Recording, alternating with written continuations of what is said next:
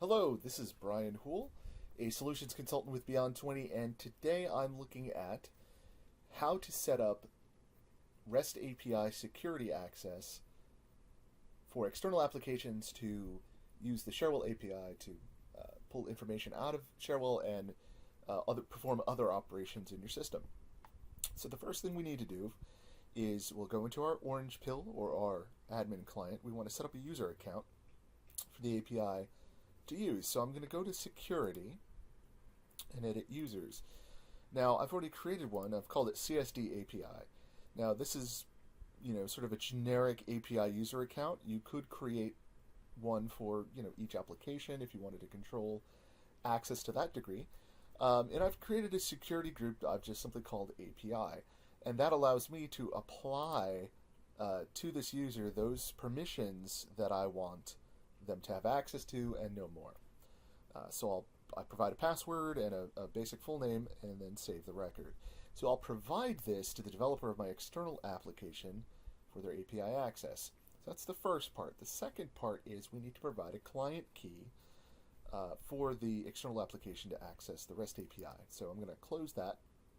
And you'll notice here in the newer systems that have the REST API, we have REST API client settings. So I'm going to click that.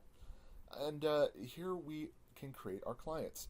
So I'm going to create a key by clicking this new button. And I'm just going to call this CSD API. And I can set a culture on it if I want to. I'm just going to leave it as default.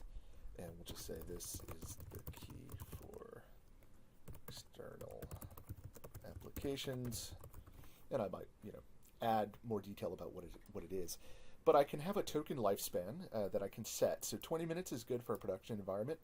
If this is, being developed, I might set it to something longer, like several hours. But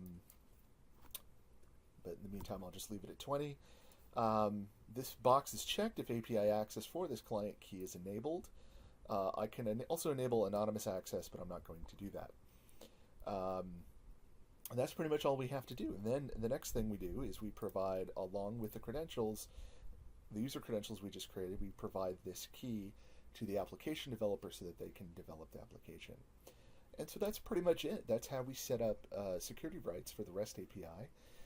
In another video, I will take a look at the Swagger tool that ships with Cherwell and look at how to use this information to access the API. Thanks for watching, and please subscribe for more.